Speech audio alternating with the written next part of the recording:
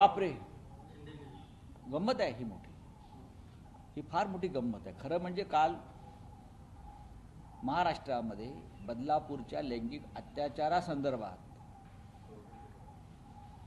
हायकोर्टानं जे ताशेरे आणि जो निर्णय जाहीर केला, अहवाल जाहीर केला आणि लैंगिक अत्याचारातला जो आरोपी आहे अक्षय शिंदे, त्याचं एन्काउंटर नसून त्याचा खून झाला असा जो निष्कर्ष न्यायालयानं काढला आणि त्या 5 पोलिसांवरती गुन्हे दाखल केले, त्याला जबाबदार कोण आहे? माझं असं म्हणणं आहे की लैंगिक अत्याचार करणाऱ्यांना शासन व्हायला पाहिजे, कठोर शासन व्हायला पाहिजे. पश्चिम बंगालमध्ये संजय रॉय याने अत्याचार आणि खून केला, त्याला जन्मठेप झाली ताबडतोब. न्यायालयानं निकाल दिला, फास्ट ट्रॅक कोर्टावर चालला. त्याला आता फाशीची शिक्षा व्हावी म्हणून ममता बॅनर्जींचं सरकार हे वरच्या कोर्टात चाललेलं आहे. या संदर्भात सुद्धा हे करता आलं असतं. ताबडतोब फास्ट ट्रॅक खटला चालवून या संदर्भात संबंधित आरोपीला कठोर शिक्षा, जन्मठेप, फाशी जी काय असेल ती हे देणं सहज शक्य होतं. पण त्या आरोपीचं खोटे एन्काउंटर केलं का? विधानसभा निवडणुकीमध्ये आपल्याला थोडंसं सिंपथी मिळावी या संदर्भात त्यांनी भूमिका घेतली. 5 आरोपी त्याच्यामुळे फासावर जात आहे.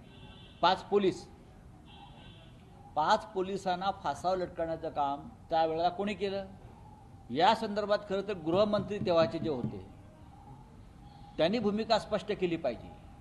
तुम्ही अंधारात होतात का? माझं म्हणणं आहे गृहमंत्र्यांना, या संदर्भात तुम्ही अंधारात होता, नंबर 1. आणि या 5 पोलिसांनी वरिष्ठांच्या परवानगीशिवाय हे हत्याकांड केलं का? मग पोलीस आयुक्त त्यावेळेचे कोण आहेत?